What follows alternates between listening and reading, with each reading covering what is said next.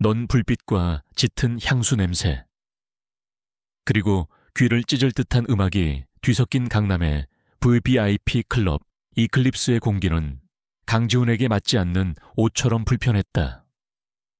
그는 최고급 원단으로 맞춘 수트 대신 달아빠진 청바지와 평범한 면, 티셔츠 차림이었다. 세상의 정점에서 모든 것을 지휘하던 그의 모습은 온데간데 없고, 지금 그는 그저 이 화려한 공간에 잘못 흘러 들어온 초라한 직장인 김진우일 뿐이었다. 그의 시선은 소란스러운 주변을 훑으며 한 곳에 고정되었다. 룸 안쪽. 값비싼 샴페인을 물처럼 쏟아부으며 거만하게 웃고 있는 남자. 태상그룹의 망나니 황태자 최민혁. 그가 바로 지훈이 오늘 이곳에 위장 잠입한 이유였다. 태상그룹이 이노베이트 퀀툼, 즉 IQ에 제안한 합작 프로젝트는 표면적으로는 완벽했지만 그 이면에는 분명 검은 냄새가 났다. 지훈은 자신의 눈으로 직접 확인하고 싶었다. 최민혁의 주변에는 그에게 아첨하는 무리들이 파리떼처럼 꼬여 있었다. 지훈은 배에 기대어 싸구려 맥주를 마시며 그들의 대화를 귀담아 들었다. 돈과 권력에 취한 자들의 역겨운 대화 속에서 그는 자신이 찾던 단서들을 하나씩 꿰맞추고 있었다. 클럽을 통한 자금 세탁, 불법적인 거래, 예상보다 훨씬 더러운 판이었다. 그때 지훈이 잠시 한눈을 파는 사이 누군가와 어깨를 부딪혔다. 아, 죄송합니다. 지훈은 반사적으로 고개를 숙였다. 하지만 상대방의 반응은 예상과 달랐다. 날카롭고 오만한 목소리가 그의 귓전을 파고들었다. 야, 눈 똑바로 뜨고 다녀. 어디서 거지 같은 놈이. 고개를 들자 방금 전까지 룸 안에서 웃고 있던 최민혁이 경멸적인 표정으로 그를 쏘아보고 있었다. 그의 뒤에는 위압적인 덩치의 사내들이 병풍처럼 서 있었다.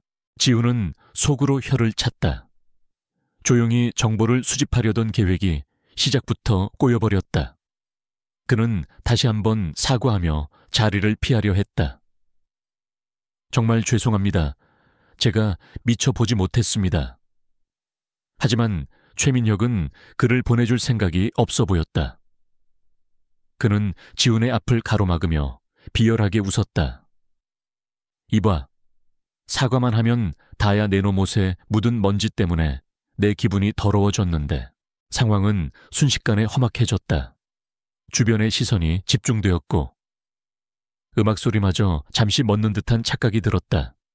지훈은 불필요한 마찰을 피하고 싶었지만 최민혁의 오만함은 도를 넘어서고 있었다. 그의 경호원으로 보이는 남자들이 지훈을 둘러싸며 압박해 들어왔다. 바로 그때였다. 손님, 주문하신 칵테일 나왔습니다. 맑지만 단호한 목소리가 그들 사이에 끼어들었다. 모두의 시선이 목소리의 주인에게로 향했다. 단정하게 유니폼을 입은 한 여직원이었다. 그녀는 은색 쟁반 위에 아슬아슬하게 쌓인 화려한 칵테일 잔들을 들고 있었다. 그녀의 얼굴에는 당황한 기색 없이 오직 침착함만이 감돌았다. 그녀의 이름표에는 이서연이라는 세 글자가 선명했다. 그녀는 최민혁의 앞을 자연스럽게 지나가려다 마치 발이 꼬인 것처럼 휘청거렸다. 쨍그랑 요란한 소리와 함께 쟁반 위에 모든 잔이 최민혁과 그의 일행에게로 쏟아졌다. 값비싼 양복과 구두는 순식간에 끈적한 액체와 유리 파편으로 뒤덮였다. 깨악! 주변에서 비명이 터져 나왔고 클럽은 순간적인 혼란에 휩싸였다. 최민혁은 분노의 찬고함을 질렀다. 이 미친 여자가 너 지금 무슨 짓이야? 이서연은 바닥에 주저앉아 벌벌 떠는 것처럼 보였지만 그녀의 눈빛은 순간 지훈을 향했다. 그 짧은 시선 속에는 지금이에요 라고 말하는 듯한 강한 신호가 담겨 있었다. 지우는 그 기회를 놓치지 않았다. 모든 관심이 서연과 엉망이 된 최민혁에게 쏠린 틈을 타 그는 인파 속으로 몸을 조용히 섞었다. 누구도 그의 움직임을 눈치채지 못했다.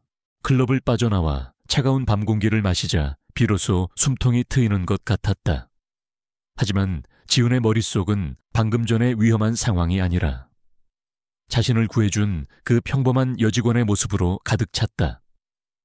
최민혁의 권위 앞에서도 조금도 위축되지 않았던 당당함. 위기의 순간에 발휘된 놀라운 기지와 침착함. 그리고 무엇보다도 혼란 속에서 마주쳤던 그 깊고 올곧은 눈빛. 그는 차에 기대어 담배에 불을 붙였다. 연기 너머로 이서연이라는 이름이 아른거렸다. 단 한 번의 만남. 스쳐 지나간 찰나의 순간이었지만 그의 심장은 지난 몇 년간 단 한 번도 느껴보지 못했던 강렬한 파동으로 울리고 있었다. 정체를 숨긴 CEO 강지훈은 자신을 구해준 평범한 여자에게 속수무책으로 첫눈에 반해버렸다. 그의 인생에 전혀 예상치 못한 변수가 나타난 순간이었다. 다음 날 아침, 이노베이트 퀀툼의 펜트하우스 오피스는 도시의 스카이라인을 발 아래에 두고 있었다. 강지훈은 다시 냉철하고 완벽한 CEO의 모습으로 돌아와 있었다. 수십억 달러 규모의 프로젝트 보고서들이 그의 책상 위에 쌓여 있었지만 그의 마음은 온통 어젯밤의 잔상으로 가득했다. 그는 모니터에 떠있는 복잡한 데이터 대신 자신을 향해 강렬한 신호를 보내던 이서연의 눈빛을 떠올리고 있었다. 그는 인터컴 버튼을 눌렀다. 박비서, 잠시 들어오게. 잠시 후 단정한 차림의 박태수 비서가 소리 없이 들어와 그의 앞에 섰다. 박 비서는 지훈이 가장 신뢰하는 인물로 그의 그림자처럼 모든 일을 처리해왔다. 지훈은 잠시 망설이다 입을 열었다. 그의 목소리는 평소와 달리 약간의 불확실성을 띠고 있었다. 사람을 하나 찾아줬으면 좋겠네. 박태수의 눈썹이 미세하게 올라갔다. 지난 10년간 강지훈을 보조하면서 이런 개인적인 부탁은 처음이었다. 그는 감정을 드러내지 않은 채 물었다. 어떤 분이십니까? 지훈은 어젯밤의 일을 간략하게 설명했지만 자신의 감정은 철저히 배제했다. 강남 이클립스 클럽 직원이야. 이름은 이서연. 신상에 대해 최대한 조용하고 신속하게 알아봐 주게. 절대 그녀가 눈치채서는 안 돼. 박태수는 아무것도 묻지 않고 고개를 숙였다. 알겠습니다, 대표님. 그의 상사가 사적인 감정에 휘둘리는 모습을 본 적이 없었기에 이 지시는 그에게 큰 파장을 일으켰다. 하지만 그는 자신의 역할을 정확히 알고 있었다. 그는 돌아서서 사무실을 나갔고 지훈은 다시 홀로 남았다. 그는 통유리창 너머의 도시를 내려다보며 쓴웃음을 지었다. 한낱 감정 때문에 이토록 혼란스러워지다니. 스스로도 낯선 모습이었다. 몇 시간이 지나지 않아 박태수가 다시 나타났다. 그의 손에는 얇은 서류 파일이 들려 있었다. 요청하신 정보입니다. 그는 파일을 지훈의 책상 위에 올려놓았다. 파일 속에는 이서연이라는 한 인간의 삶이 건조한 텍스트로 요약되어 있었다. 24살. 부모님은 어릴 적 사고로 돌아가셨고 할머니와 단둘이 낡은 연립주택에 살고 있었다. 대학 등록금과 생활비를 벌기 위해 클럽 아르바이트 외에도 낮에는 카페에서 일하고 있었다. 그녀의 삶은 고단함의 연속이었다. 하지만 보고서 어디에도 그녀가 좌절했다는 흔적은 없었다. 빚 하나 없이 성실하게 살아가고 있었고 학교 성적 또한 우수했다. 지훈은 서류를 넘길수록 가슴 한구석이 묵직해지는 것을 느꼈다. 그는 그녀의 강인함과 성실함에 다시 한번 깊은 인상을 받았다. 최민혁 같은 쓰레기들이 득실거리는 곳에서 그녀는 오염되지 않은 보석처럼 빛나고 있었다. 지우는 결심했다. 그는 그녀를 다시 만나야만 했다. CEO 강지훈으로서가 아니라 평범한 남자 김진우로서. 그는 보고서에 적힌 그녀의 낮 아르바이트 장소, 홍대 근처의 작은 북카페로 향했다. 그는 다시 허름한 옷으로 갈아입었고 수억 원짜리 시계 대신 낡은 전자시계를 찾다. 그의 완벽한 변신은 아무도 그가 대한민국 경제를 움직이는 인물이라고 상상조차 할 수 없게 만들었다. 북카페는 아늑하고 조용했다. 지우는 창가 자리에 앉아 책을 읽는 척하며 그녀를 기다렸다. 얼마 지나지 않아 앞치마를 두른 이서연이 나타났다.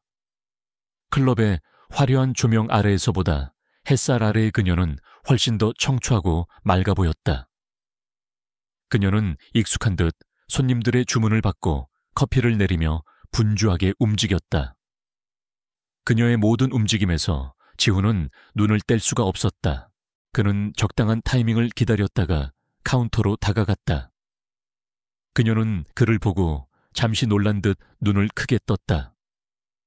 어젯밤의 그 남자라는 것을 기억해낸 모양이었다. 지훈은 최대한 어색하고 순박한 미소를 지으며 입을 열었다.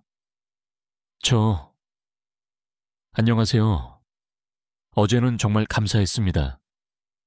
덕분에 무사히 빠져나올 수 있었어요. 그의 목소리는 긴장으로 살짝 떨리고 있었다. 서연은 경계심을 늦추지 않은 채 그를 위아래로 훑어보았다. 우연이라고 하기에는 너무나 자기적인 만남이었다. 그녀는 퉁명스럽게 대답했다. 별 말씀을요. 그냥 제 일을 했을 뿐이에요. 그런 사람들은 상대하지 않는 게 상책이에요. 그녀는 그에게 더 이상 말을 섞고 싶지 않다는 듯 시선을 피했다. 그녀의 차가운 반응에 지우는 잠시 당황했지만 오히려 그런 모습이 더 마음에 들었다. 그는 포기하지 않고 다시 말을 걸었다. 혹시 제가 식사라도 대접하게 해주실 수 있을까요? 감사 인사를 제대로 하고 싶어서요. 그의 간절한 눈빛에 서연은 잠시 흔들렸다. 눈앞의 남자는 어딘가 어수룩해 보였지만 눈빛만은 진실되게 느껴졌다. 그녀는 잠시 고민하다가 한숨을 쉬며 말했다. 됐어요. 정말 괜찮아요. 그리고 다시는 그런 위험한 장소에 가지 마세요. 그녀는 단호하게 거절했지만 그 말 속에는 희미한 걱정이 묻어 있었다. 지우는 그 작은 틈을 놓치지 않았다. 알겠습니다. 그럼 커피 한 잔만 사겠습니다. 제가 당신의 시간을 뺏을 수는 없으니까요. 그는 서둘러 커피 2잔을 주문했다. 서연은 그의 고집에 어쩔 수 없다는 듯 작게 웃음을 터뜨렸다. 그 순간 그녀의 경계심이 조금은 허물어지는 것이 보였다. 지우는 커피를 들고 다시 자리로 돌아왔다. 그는 그녀가 일을 마칠 때까지 몇 시간이고 묵묵히 기다렸다. 그의 끈기에 서연도 더 이상 그를 밀어내지 못했다. 그녀는 일을 마치고 그의 앞에 앉았다. 어색한 침묵 속에서 지우는 조심스럽게 자신의 이야기를 꾸며냈다. 작은 무역회사에 다니는 평범한 회사원 김진우의 이야기. 서연은 의심 반, 호기심 반으로 그의 이야기를 들어주었다. 그날 이후 그는 매일같이 북카페를 찾아갔다. 때로는 말없이 책만 읽었고 때로는 그녀에게 소소한 농담을 건넸다. 그렇게 CEO 강지훈은 자신의 세계를 완벽히 숨긴 채 평범한 여자 이서연의 세상에 조심스럽게 발을 들여놓기 시작했다. 최민혁은 분노를 사귀지 못했다. 그의 자존심은 클럽 바닥에 쏟아진 칵테일과 함께 산산조각이 났다. 감히 하찮은 계집 하나와 어디서 굴러먹었는지 모를 벌레 같은 놈이 자신을 능멸했다는 사실을 도저히 용납할 수 없었다.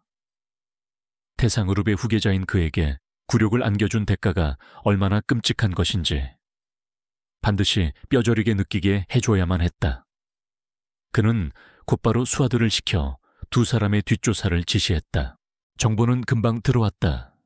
여자의 이름은 이서연. 별 볼 일 없는 고에 아르바이트로 근근히 살아가는 처지였다. 그리고 그 남자. 김진우라는 놈은 작은 무역회사에 다니는 평범한 회사원이었다. 최민혁은 코웃음을 쳤다. 감히 이런 미물들이 자신의 심기를 건드린 것이다. 그는 복수의 첫 번째 목표를 이서연으로 정했다. 그 남자가 소중히 여기는 것을 먼저 망가뜨려야 고통이 배가 될 것이기 때문이었다.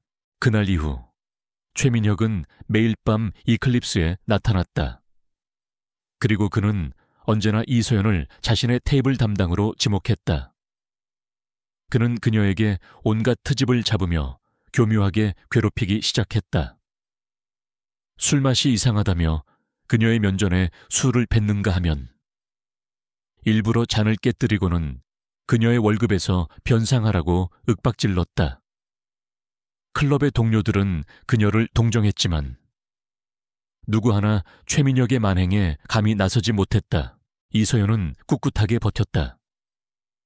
그녀는 아무리 모욕적인 상황에서도 감정을 드러내지 않고 묵묵히 자신의 일을 했다. 하지만 그녀의 영혼은 서서히 멍들고 있었다.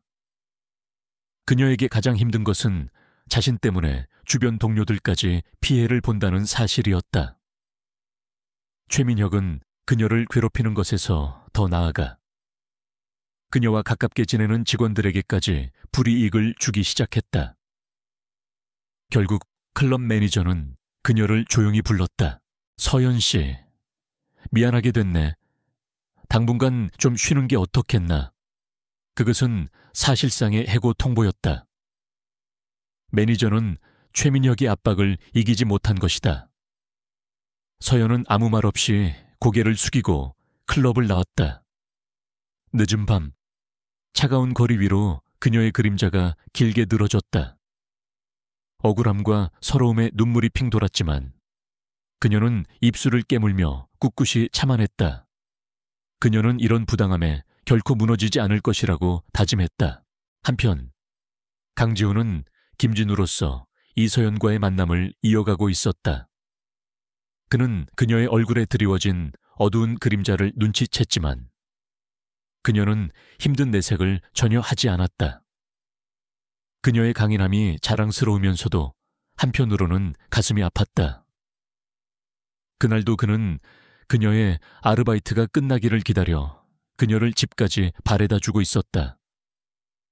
골목 어귀에 다다랐을 때 익숙한 고급 세단 한 대가 그들의 앞을 가로막았다. 차에서 내린 것은 최민혁이었다. 그는 경멸적인 미소를 지으며 서연에게 다가왔다. 꼴이 말이 아니네. 이서연 씨, 클럽에서 잘렸다며 내 경고를 무시한 대가야. 그의 목소리는 뱀처럼 차갑고 끈적했다. 서연은 주먹을 꽉 쥔 채 그를 노려보았다. 당신 같은 사람이 함부로 짓거릴 이름 아니에요. 비켜요. 그녀의 목소리는 떨렸지만 눈빛은 조금도 굴하지 않았다. 최민혁은 그녀의 반응이 재미있다는 듯 웃음을 터뜨렸다. 아직도 주제 파악이 안 되나 보네. 좋아. 그럼 네가 아끼는 것들을 하나씩 더 망가뜨려 주지. 네 할머니가 사는 낡아빠진 집부터 시작해볼까. 그 순간 서연의 얼굴이 하얗게 질렸다. 가족을 건드리는 것은 그녀가 용납할 수 없는 최악의 비열한 짓이었다. 그녀는 두려움에 몸을 떨었다. 조금 떨어진 곳에서 모든 것을 지켜보고 있던 지훈의 눈에 살기가 번졌다. 그의 피가 차갑게 식는 것 같았다. 당장이라도 달려나가 최민혁의 역겨운 얼굴에 주먹을 날리고 싶었지만 그는 간신히 이성을 붙잡았다.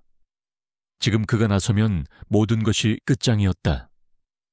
자신의 정체가 드러나는 순간 최민혁을 법의 심판대에 세우려던 거대한 계획은 물거품이 되고 서연은 더 큰 위험에 빠질 터였다.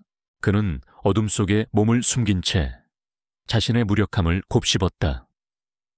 세상을 쥐고 흔드는 힘을 가졌으면서도 사랑하는 여자가 협박당하는 것을 지켜볼 수밖에 없는 이 현실이 지독하게 느껴졌다.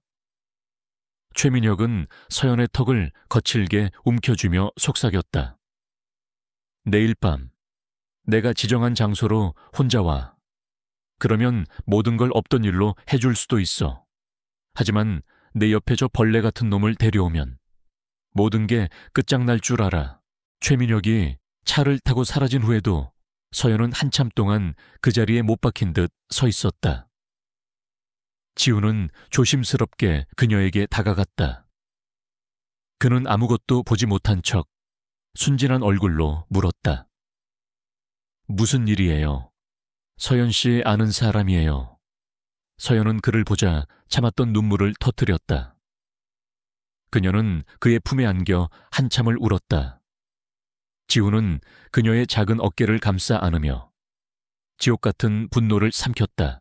그날 밤 지우는 자신의 펜트하우스로 돌아왔다. 그는 도시의 야경을 내려다보며 결심을 굳혔다. 더 이상은 망설일 수 없었다. 최민혁은 선을 넘었다. 이것은 더 이상 비즈니스나 게임이 아니었다. 한 여자의 인생과 존엄을 짓밟으려는 악랄한 범죄였다. 그는 박태수에게 전화를 걸었다.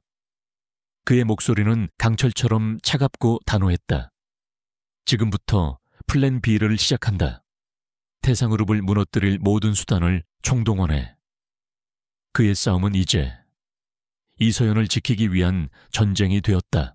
그날 밤 이서연은 뜬 눈으로 밤을 새웠다. 최민혁이 말한 약속 장소에 나가야 할지 아니면 이대로 무시하고 더 큰 보복을 감당해야 할지 결정할 수 없었다. 그녀 곁을 지키던 김진우, 즉 강지우는 그녀의 고뇌를 묵묵히 지켜보았다. 그는 섣불리 그녀를 말리지 않았다. 대신 그는 따뜻한 차를 건네며 낮은 목소리로 말했다. 어떤 결정을 하든 서연 씨는 혼자가 아니에요. 제가 곁에 있을게요. 그의 말은 단순한 위로 이상이었다. 서연은 흔들리는 눈으로 그를 바라보았다. 이 남자는 항상 그랬다. 자신이 가장 힘들고 외로울 때 아무것도 묻지 않고 묵묵히 곁을 지켜주었다. 그의 진심 어린 눈빛에 그녀는 용기를 얻었다. 그녀는 결코 최민혁 같은 인간에게 굴복하지 않으리라 다시 한번 다짐했다. 하지만 약속 시간이 다가올수록 불안감은 커져만 갔다.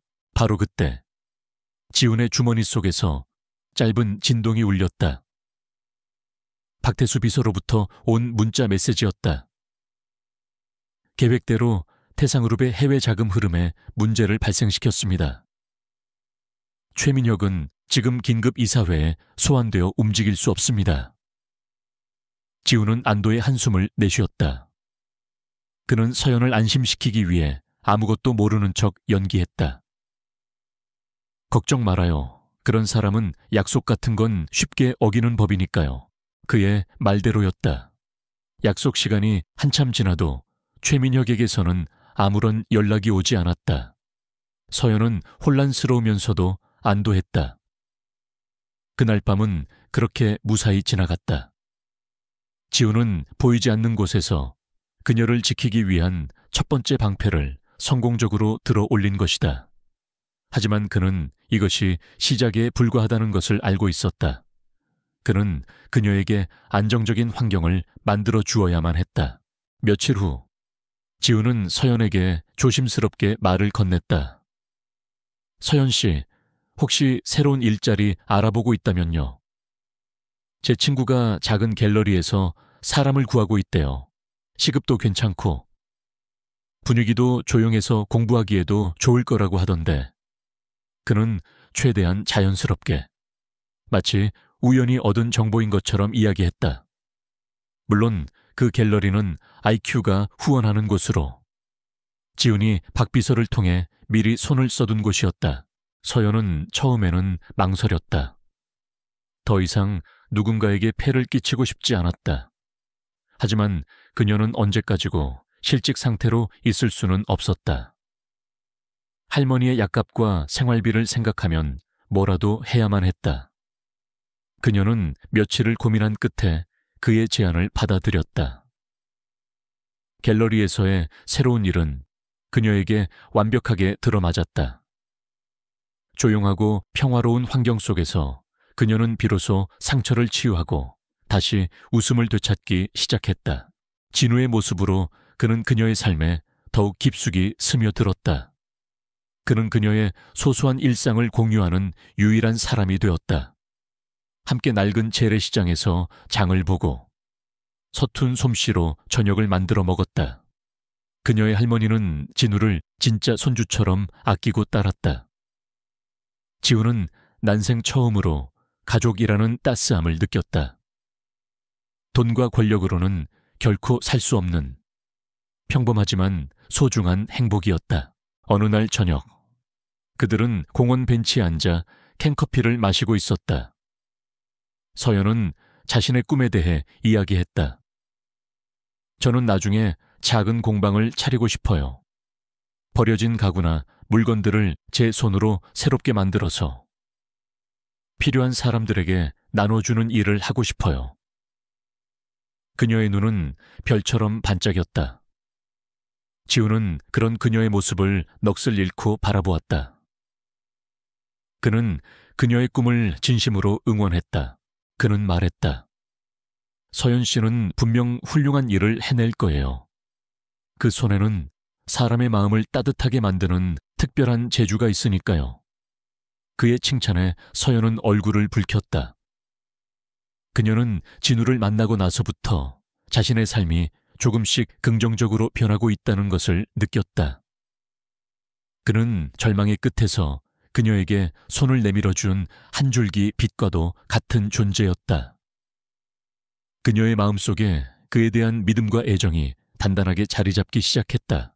하지만 행복이 깊어질수록 지훈의 내면에서는 죄책감이 그림자처럼 자라났다. 이 모든 관계가 김진우라는 거짓된 이름 위에 세워진 모래성이라는 사실이 그를 괴롭혔다. 그는 그녀의 순수한 믿음을 기만하고 있었다. 언젠가 진실이 밝혀지는 날, 그녀가 받게 될 상처를 생각하면 심장이 얼어붙는 것 같았다. 그는 이 행복을 지키고 싶었지만 그럴수록 거짓의 늪은 더욱 깊어졌다. 그는 서연의 손을 조심스럽게 잡았다. 그녀는 놀라지 않고 그의 손을 마주 잡아주었다. 두 사람 사이에는 더 이상 말이 필요 없었다. 평범한 회사원 김진우와 아르바이트생 이서연은 그렇게 서로의 온기를 느끼며 조용한 유대감을 쌓아가고 있었다. 지우는 이 순간이 영원하기를 간절히 바랐다. 다가올 폭풍을 예감하지 못한 채 그는 거짓된 신분 아래에서 가장 진실된 행복을 맛보고 있었다. 이서연과 함께하는 평범한 일상은 강지훈에게 달콤한 독과 같았다. 그는 점점 더 깊이 그녀의 세계에 빠져들었지만 다른 한편에서는 CEO 강지훈으로서의 칼날을 날카롭게 갈고 있었다. 그가 이서연의 갤러리 출근을 배웅하고 돌아선 순간 그의 눈빛은 부드러운 연인에서 냉혹한 전략가로 돌변했다. 그는 곧장 이노베이트 퀀툼의 비밀 전략 회의실 워룸으로 향했다. 그곳에는 박태수 비서와 IQ의 최고 분석팀이 그를 기다리고 있었다. 회의실의 거대한 스크린에는 태상그룹의 복잡한 자금 흐름도가 띄워져 있었다. 지훈이 지시한 플랜 B는 단순한 사업적 압박이 아니었다. 그것은 태산의 혈관을 흐르는 모든 돈의 흐름을 추적하고 그들의 숨겨진 아킬레스건을 찾아내기 위한 대대적인 작전이었다. 분석팀장이 보고를 시작했다. 대표님, 지시하신 대로 태상그룹의 모든 페이퍼 컴퍼니를 추적했습니다. 이상한 점을 발견했습니다. 스크린의 한 부분이 확대되었다. 수십 개의 유령 회사들이 거미줄처럼 얽혀 있었고 그 모든 자금의 최종 도착지는 단 한 곳을 가리키고 있었다. 아르테미스 홀딩스라는 이름의 회사였다. 서류상으로는 부동산 임대업을 하는 평범한 회사였지만 그 회사가 소유한 유일한 실물 자산은 바로 강남의 클럽 이클립스가 입주한 건물 전체였다. 퍼즐의 마지막 조각이 맞춰지는 순간이었다. 지훈의 눈이 차갑게 빛났다. 클럽의 실제 매출과 아르테미스 홀딩스의 공식 재무제표를 비교 분석해봐. 그의 지시에 분석팀은 즉시 데이터를 입력했다.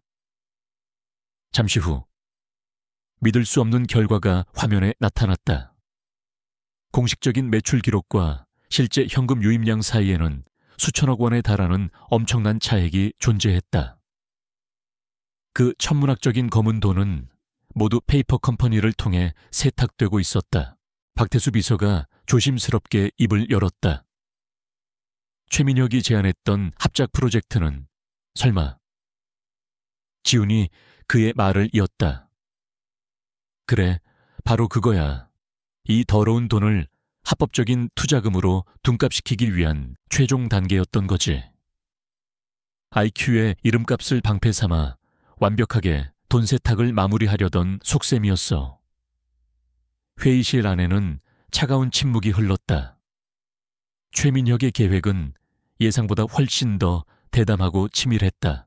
그는 단순한 망나니 재벌 3세가 아니었다. 클럽 이클립스는 그의 거대한 범죄 왕국의 심장부였던 것이다. UVIP 룸에서 은밀하게 이루어지던 대화들, 의심스러운 인물들의 출입, 그 모든 것이 이제야 하나의 그림으로 맞춰졌다. 그곳은 단순한 유흥 장소가 아니라 불법적인 사업 계약과 검은 거래가 이루어지는 범죄의 소굴이었다. 지훈은 온몸에 소름이 돋는 것을 느꼈다. 그의 뇌리를 스치는 것은 이서연의 얼굴이었다. 그녀는 그런 위험한 곳의 바로 중심에서 아무것도 모른 채 매일 밤을 일하고 있었던 것이다. 그녀가 실수로 칵테일을 쏟았던 그날. 어쩌면 그녀는 자신도 모르는 사이에 거물급 범죄자들의 비밀 거래 현장을 목격했을지도 모른다. 최민혁이 그토록 집요하게 그녀를 괴롭혔던 이유도 단순히 자존심 때문만이 아닐 수 있었다. 그는 갑자기 심장이 철렁 내려앉는 듯한 공포를 느꼈다.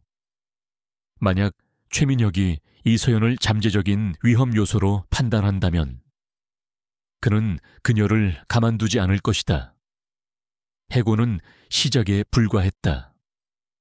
그의 잔인함을 생각하면 증거를 없애기 위해 무슨 짓이든 하고도 남을 인간이었다. 이 문제는 이제 기업 간의 전쟁을 넘어 한 사람의 생사가 걸린 절박한 위협이 되었다. 그의 어깨가 무겁게 짓눌렸다. 그는 스크린을 향해 명령했다. 이서연 씨가 클럽에서 일했던 기간 동안의 모든 CCTV 영상을 확보해 그녀가 누구와 접촉했고 어떤 대화를 나눴는지 아주 사소한 것 하나까지 전부 분석해 그녀가 위험에 노출될 만한 단서가 있었는지 샅샅이 찾아내. 지훈의 목소리에는 감출 수 없는 불안감과 분노가 서려 있었다. 그는 자신의 정체를 숨긴 채 그녀를 지켜야만 했다. 회의가 끝나고 지훈은 텅 빈 워룸에 홀로 남았다. 스크린에는 최민혁의 범죄 네트워크가 복잡하게 펼쳐져 있었다. 수많은 이름과 회사들 사이. 그는 한쪽 구석에 있는 작은 노드를 응시했다. 이클립스 직원 이서연. 거대한 악의 거미줄에 위태롭게 매달린 작은 나비처럼. 그녀의 존재는 너무나도 연약해 보였다. 그는 주먹을 세게 쥐었다. 이 거미줄을 전부 끊어내기 전에는 그녀는 결코 안전할 수 없었다. 그의 싸움은 이제 단 한 사람을 구하기 위한 전면전으로 치닫고 있었다. 강지훈이 시작한 보이지 않는 전쟁은 최민혁의 숨통을 서서히 조여오고 있었다. 태상그룹의 해외 자금줄이 막히고 비밀리에 추진하던 프로젝트들이 정체 모를 이유로 연달아 무산되었다. 최민혁은 미쳐버릴 지경이었다. 그는 이 모든 공격의 배후에 거대한 적이 있음을 직감했지만 그 실체를 파악할 수 없었다. 사방이 벽으로 막힌 듯한 답답함 속에서 그의 이성은 마비되고 편집증적인 의심만이 자라났다. 그러던 중 그의 뇌리를 한 인물이 스쳐 지나갔다. 클럽에서 자신에게 굴욕을 안겨주고 이소연의 곁을 맴돌던 그 남자. 김진우. 그는 처음부터 그 남자가 눈에 거슬렸다. 평범한 회사원이라고 하기에는 눈빛이 지나치게 날카로웠고 위기 상황에서도 비정상적으로 침착했다. 최민혁은 지푸라기라도 잡는 심정으로 자신의 모든 정보망을 동원해 김진우라는 인물을 다시 파헤치기 시작했다. 결과는 충격적이었다. 대한민국 어디에도 김진우라는 무역회사 직원은 존재하지 않았다. 그는 처음부터 유령이었다. 최민혁은 분노를 넘어 섬뜩한 전율을 느꼈다. 그는 이소연이 일하는 갤러리 근처에 CCTV를 샅샅이 뒤져 김진우의 동선을 추적했다. 그리고 마침내 그의 차가 향하는 곳이 이노베이트 퀀툼 본사 지하 주차장이라는 사실을 알아냈다. 모든 조각이 맞춰졌다. 최민혁은 광기 어린 웃음을 터뜨렸다. 감히 IQ의 강지훈이 자신의 정체를 숨기고 일개 여직원을 이용해 자신을 기만하고 뒤통수를 쳤단 말인가. 그는 이 사실을 어떻게 이용해야 가장 효과적으로 강지훈에게 고통을 안겨줄 수 있을지 고민했다. 사업적 손실 따위는 이제 아무것도 아니었다. 그는 강지훈이 가장 아끼는 것을 그의 눈앞에서 박살내버리기로 결심했다. 그날 오후 이소연이 일하는 갤러리는 평화로웠다. 그녀는 그림을 정리하며 조용히 자신의 일에 몰두하고 있었다. 그때 갤러리 문이 거칠게 열리며 최민혁이 경호원들을 이끌고 들어섰다. 그의 등장에 갤러리 안의 모든 공기가 얼어붙었다. 서연은 본능적으로 뒷걸음질 쳤다. 당신이 여긴 어쩐 일이에요? 그녀의 목소리에는 경계심이 가득했다. 최민혁은 비릿한 미소를 지으며 그녀에게 다가왔다. 내 가짜 연인, 김진우 씨를 기다리는 중이야. 그의 말이 끝나기 무섭게. 갤러리 밖으로 서연을 데리러 온 지훈이 들어섰다. 그는 최민혁을 보고 표정이 굳어졌지만 애써 침착함을 유지하며 서연의 앞을 막아섰다. 무슨 짓이지? 최민혁 씨 이분과 상관없는 일일 텐데. 그의 평범한 회사원 연기는 이제 최민혁에게 우스꽝스럽게 보일 뿐이었다. 최민혁은 박장대소했다. 그는 지훈을 향해 손가락질하며 서연에게 말했다. 이서연 씨, 아직도 이 남자가 누군지 모르겠어. 네가 순진하게 믿고 마음을 준 이 남자는 작은 무역회사 직원 김진우가 아니야. 그는 주머니에서 사진 몇 장과 서류를 꺼내 테이블 위로 던졌다. 사진 속에는 최고급 수트를 입고 수많은 기자들 앞에서 연설하는 강지훈의 모습이 담겨 있었다. 서연의 시선이 사진과 지훈의 얼굴을 번갈아 오갔다. 그녀의 동공이 세차게 흔들리기 시작했다. 최민혁은 그녀의 혼란을 즐기며 잔인하게 말을 이었다. 이 남자의 진짜 이름은 강지훈. 네가 일하던 클럽을 삼키려는 IQ의 대표지. 널 사랑해서 접근한 게 아니야. 널 이용해서 내 뒤를 캐고 정보를 빼내기 위한 스파이로 썼을 뿐이라고. 내 순진한 사랑은 그저 이 남자의 비즈니스 도구였던 거야. 세상이 무너지는 듯한 충격이 서연을 덮쳤다. 함께 장을 보던 소박한 모습. 따뜻하게 자신의 손을 잡아주던 온기, 자신의 꿈을 응원해주던 진심 어린 눈빛, 그 모든 것이 거짓이었단 말인가? 그녀는 떨리는 목소리로 지훈에게 물었다. 정말이에요, 이 사람 말이. 사실이에요, 진우 씨. 그녀는 마지막 희망을 담아 그를 불렀지만 그의 침묵은 가장 끔찍한 대답이 되었다. 지훈은 아무 말도 할 수 없었다. 서연 씨, 그게 아니라 설명할 수 있어요. 그의 목소리는 절박했지만 서연의 귀에는 더 이상 닿지 않았다. 그녀의 눈에 고였던 눈물은 차가운 배신감으로 변해 흘러내렸다. 그녀는 자신의 모든 것을 믿고 의지했던 사람에게 철저히 기만당하고 이용당했다는 사실에 숨을 쉴 수 없었다. 그녀는 지훈과 최민혁을 번갈아 보다가 경멸 어린 시선을 던졌다. 두 사람 다 똑같이 역겨워. 그 말을 끝으로 그녀는 뒤돌아서 갤러리를 뛰쳐나갔다. 지훈이 그녀를 붙잡으려 했지만 그녀는 그의 손을 거칠게 뿌리쳤다. 그 손길에는 그에 대한 모든 믿음이 산산조각 났다는 절망이 담겨 있었다. 지훈은 텅 빈 갤러리 안에 홀로 남겨졌다.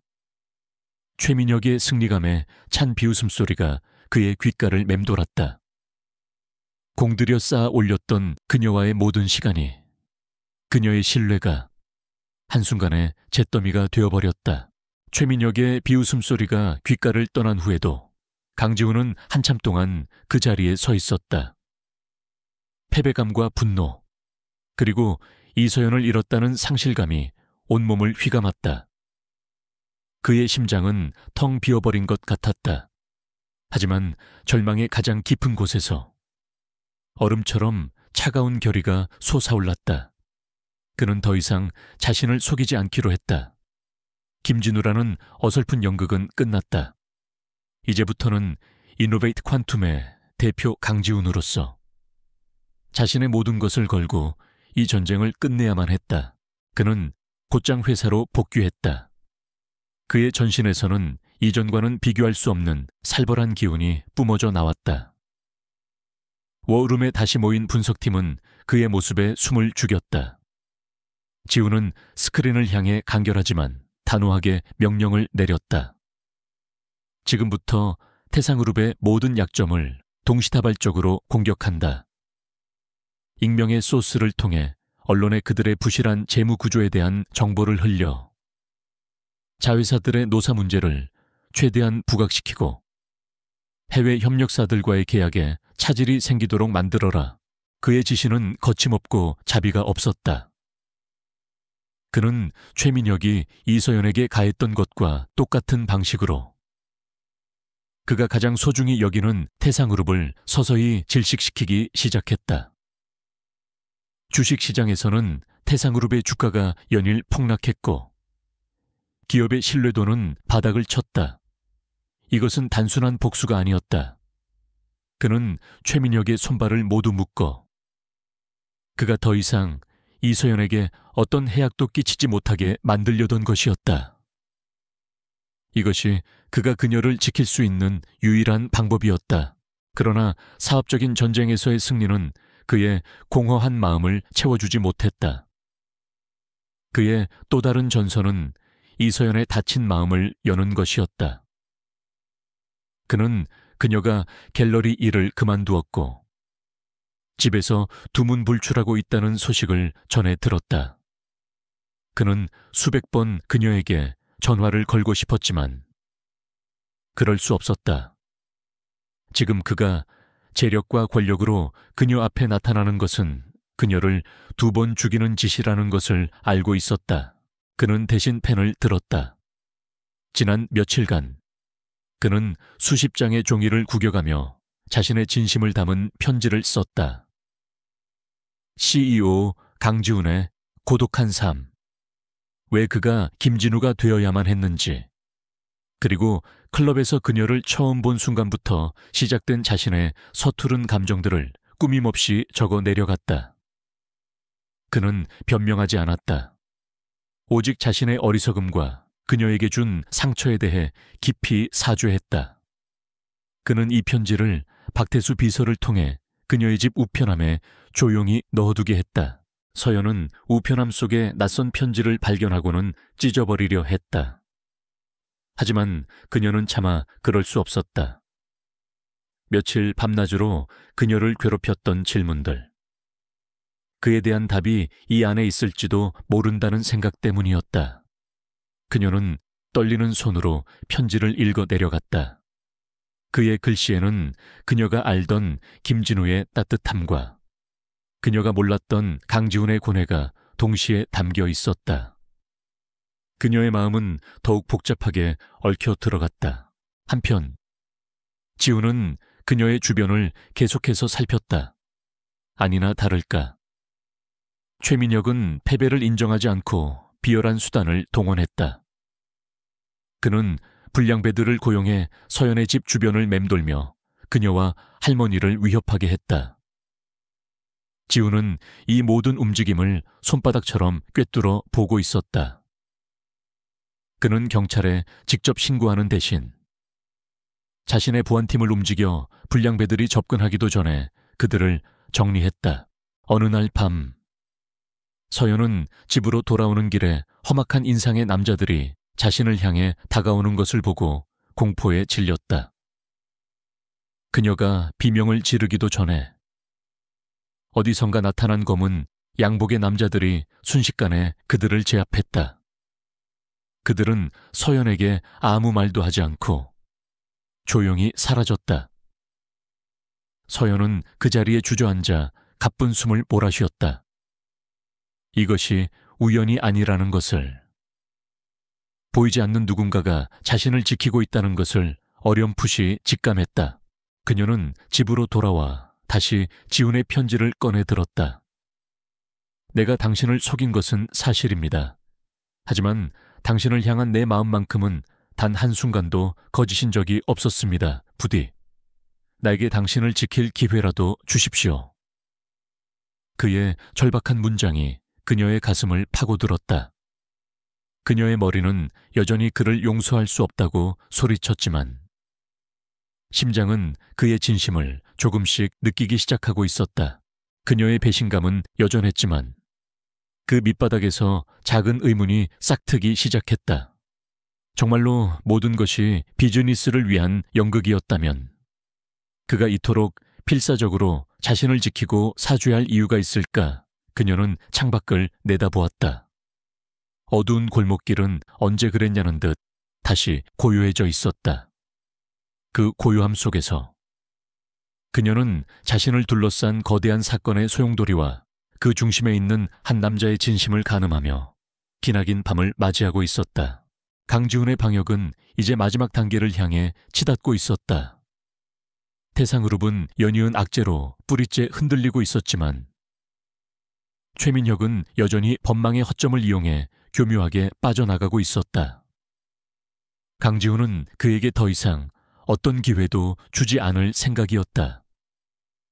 그는 최후의 일격을 가하기 위해 지난 몇 주간 수집한 모든 증거, 즉 이클립스를 중심으로 한 최민혁의 완벽한 범죄 네트워크 증거 자료를 정리했다.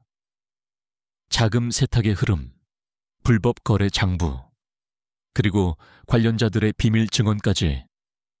그것은 태산을 한 번에 무너뜨릴 수 있는 핵폭탄과도 같았다. 그는 가장 신뢰하는 언론사의 탐사 보도팀과 법무법인에 이 자료들을 동시에 넘겼다. 시점은 태상그룹의 중요한 신사업 발표 기자회견이 열리는 날 아침이었다. 최민혁이 자신의 건재함을 과시하며 재기를 노리는 바로 그 순간 그의 발밑을 무너뜨릴 생각이었다.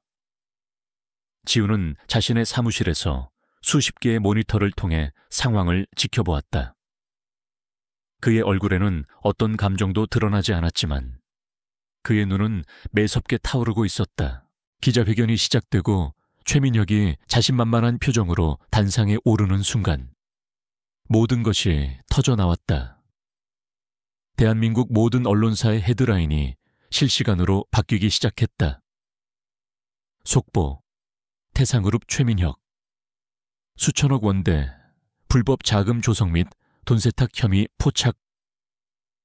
기자회견장은 순식간에 아수라장이 되었다. 최민혁의 얼굴에서 웃음기가 사라지고 경악과 분노가 뒤섞인 표정이 떠올랐다. 그는 쏟아지는 플래시 세례 속에서 경호원들에게 둘러싸여 도망치듯 회견장을 빠져나갔다. 그 시각, 집에서 뉴스를 보던 이서연은 충격에 휩싸였다. 화면 속에는 그녀가 일했던 클럽 이클립스의 내부 구조와 함께 그녀가 어렴풋이 짐작만 하던 추악한 진실들이 적나라하게 폭로되고 있었다. 이 모든 사건의 중심에 자신이 있었다는 사실, 그리고 김진우, 아니 강지훈이라는 남자가 이 거대한 악과 홀로 싸우고 있었다는 사실을 비로소 깨닫게 되었다. 그의 편지에 담겨 있던 말들이 단순한 변명이 아니었음을 직감했다. 바로 그때 그녀의 집 초인종이 울렸다. 문 밖에는 낯익지만 어색한 얼굴, 박태수 비서가 서 있었다. 그는 정중하게 고개를 숙이며 작은 USB 하나를 건넸다. 강지훈 대표님께서 전해드리라고 하셨습니다. 판단은 서연 씨께서 직접 하시는 거라고도 덧붙이셨습니다. 그는 더 이상 아무 말 없이 조용히 돌아섰다. 서연은 한참을 망설이다 USB를 자신의 낡은 노트북에 꽂았다. USB 안에는 단 하나의 영상 파일이 들어있었다. 그것은 이클립스의 VIP 룸을 촬영한 CCTV 영상이었다. 날짜는 그녀가 최민혁에게 칵테일을 쏟았던 바로 그날 밤이었다. 영상 속에서 강지훈은 그녀가 위험에 처하기 직전 박 비서에게 무언가를 지시하고 있었다. 그의 입모양을 읽을 수는 없었지만 그의 눈빛에는 그녀를 향한 깊은 걱정과 불안이 선명하게 담겨 있었다. 그것은 결코 비즈니스를 위한 연기가 아니었다. 영상은 계속되었다. 그녀가 클럽을 그만둔 이후 최민혁이 불량배들을 고용해 자신을 위협하려던 날들의 영상이었다. 어둠 속에서 나타나 자신을 지켜주었던 검은 양복의 남자들은 모두 강지훈의 사람들이었다. 그는 단 한순간도 그녀의 곁을 떠난 적이 없었다. 그녀를 속인 채 보이지 않는 곳에서 필사적으로 그녀를 지키고 있었던 것이다. 서연은 자신도 모르게 눈물을 흘리고 있었다. 그녀는 이제 모든 것을 이해했다. 강지훈이 왜 자신의 정체를 숨겨야만 했는지, 왜 그토록 차갑고 무거운 싸움을 홀로 감당해야만 했는지, 그의 모든 행동은 결국 자신을 보호하고 더 큰 악을 무너뜨리기 위함이었다. 그가 자신에게 주었던 따뜻함과 다정함은 결코 거짓이 아니었다. 오히려 그는 자신의 모든 것을 걸고 그 진심을 지키려 했던 것이다. 그녀의 마음속에 남아있던 마지막 배신감의 찌꺼기가 눈물과 함께 씻겨 내려갔다. 뉴스는 태상그룹의 주식이 휴지 조각이 되었고 검찰이 대대적인 압수수색에 착수했다는 소식을 전하고 있었다. 거대한 제국이 무너져 내리는 소란 속에서 서연은 오히려 깊은 평온을 느꼈다. 그녀는 노트북을 덮었다. 이제 그녀가 해야 할 일이 무엇인지 분명해졌다. 그녀는 더 이상 숨거나 도망치지 않을 것이다. 그녀는 자리에서 일어나 옷을 갈아입었다. 강지훈이라는 남자를. 이번에는 자신이 만나러 가야 할 차례였다. 태상그룹의 몰락은 한 시대의 종말처럼 거대하고 신속했다. 최민혁은 검찰에 긴급 체포되어 쇠고랑을 찬 채 카메라 앞에 섰다. 한때 세상을 다 가진 듯 오만했던 그의 얼굴에는 이제 패배자의 초라한 절망감만이 남아있었다. 그의 아버지는 경영 일선에서 물러났고 그룹은 공중분해될 위기에 처했다. 대한민국을 떠들썩하게 했던 거대한 스캔들은 그렇게 정의의 심판 아래 막을 내리고 있었다. 이 모든 과정을 지켜보던 강지훈은 그러나 조금도 기쁘지 않았다. 그의 전쟁은 아직 끝나지 않았기 때문이었다. 그는 자신의 펜트하우스에서 도시의 야경을 내려다보며 이서연을 생각했다.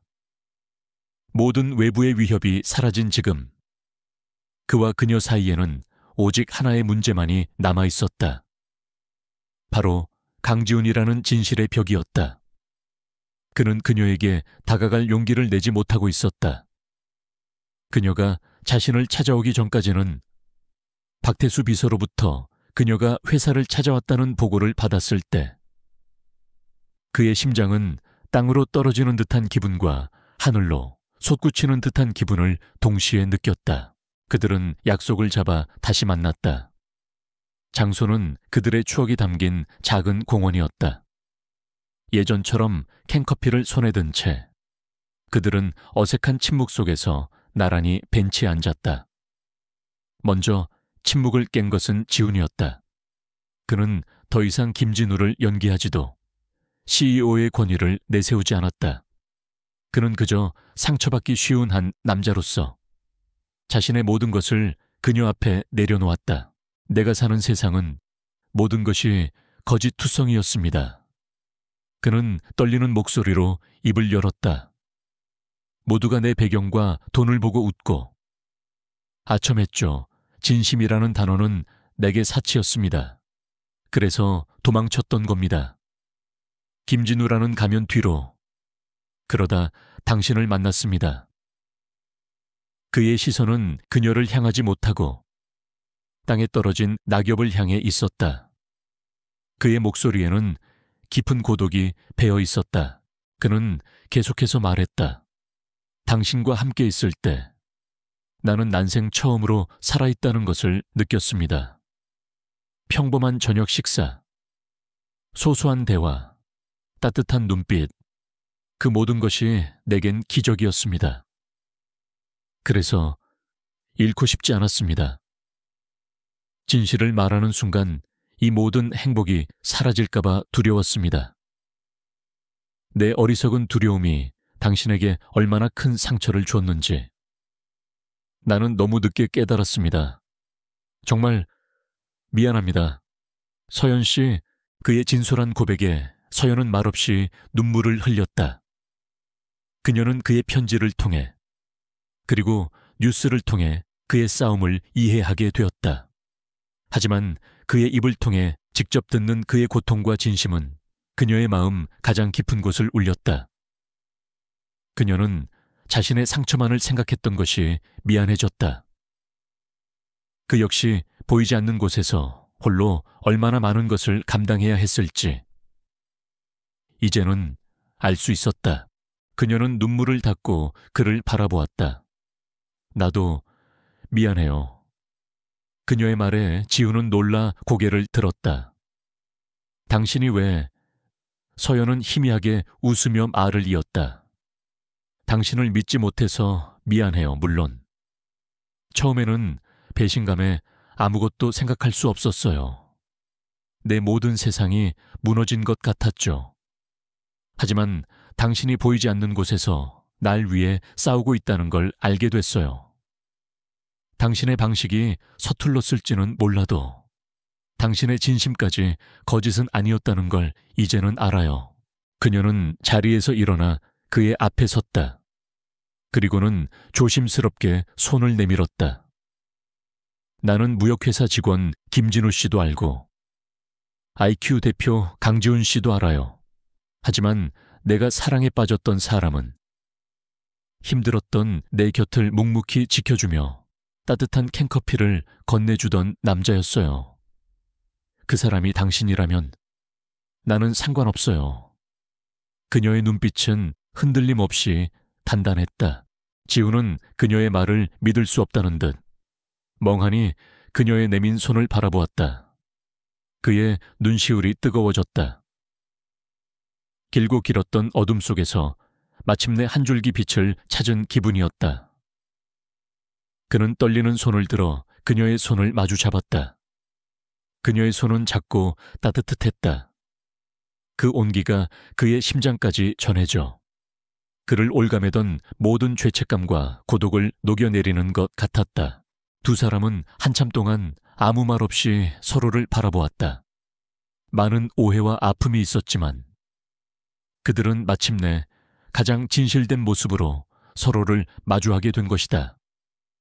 공원의 가로등 불빛이 그들을 부드럽게 감싸 안았다. 최민혁의 제국은 무너졌고 정의는 실현되었다. 그리고 이제 거짓의 폐허 위에서 두 사람의 진짜 사랑이 새롭게 피어날 준비를 하고 있었다. 공원에서의 고백 이후 강지훈과 이서연의 세계는 조심스럽게 하나로 합쳐지기 시작했다. 그것은 동화처럼 모든 것이 한순간에 바뀌는 마법이 아니었다.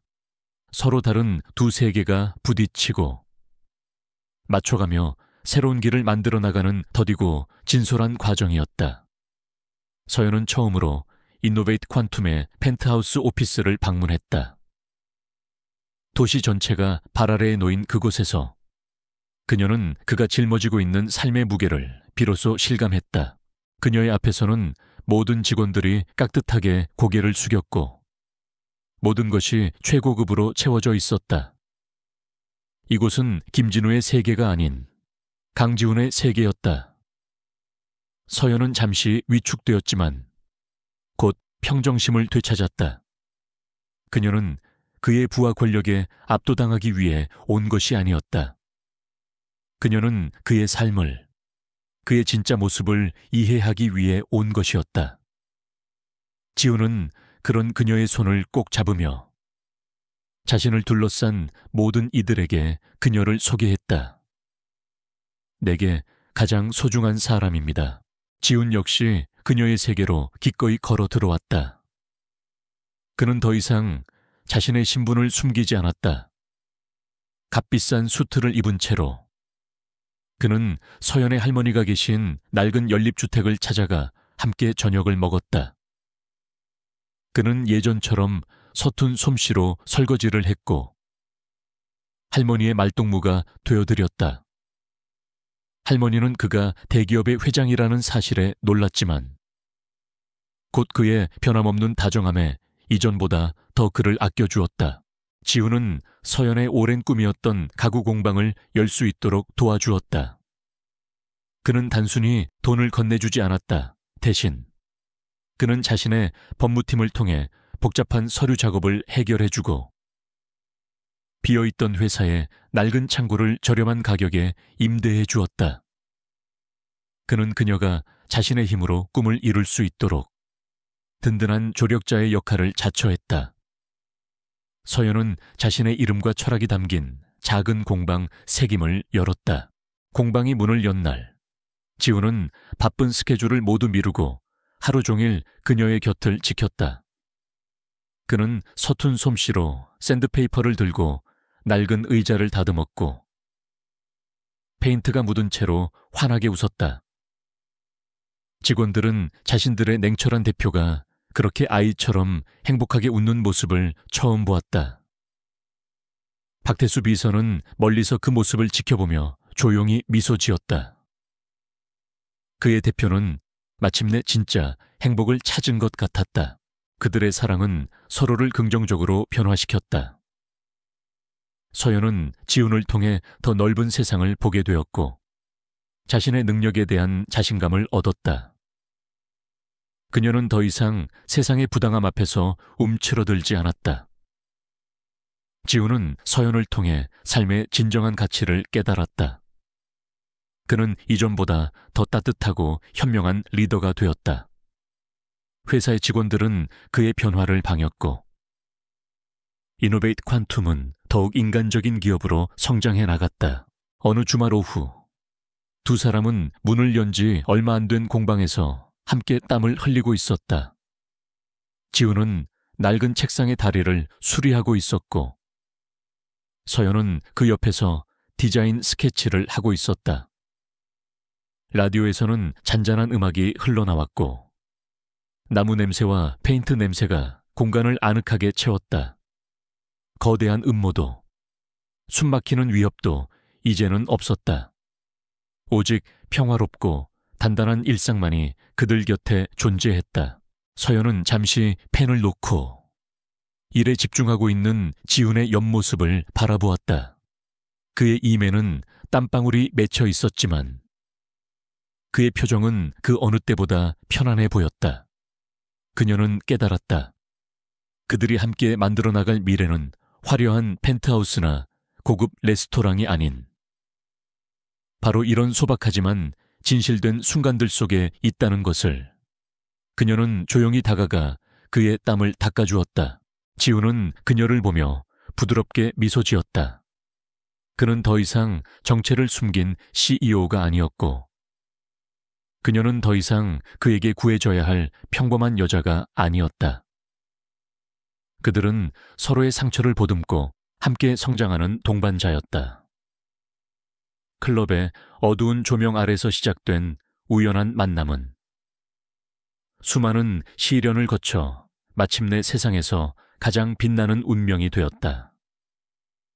두 사람은 말없이 서로를 마주보며 앞으로 함께 새겨나갈 행복한 시간들을 예감했다.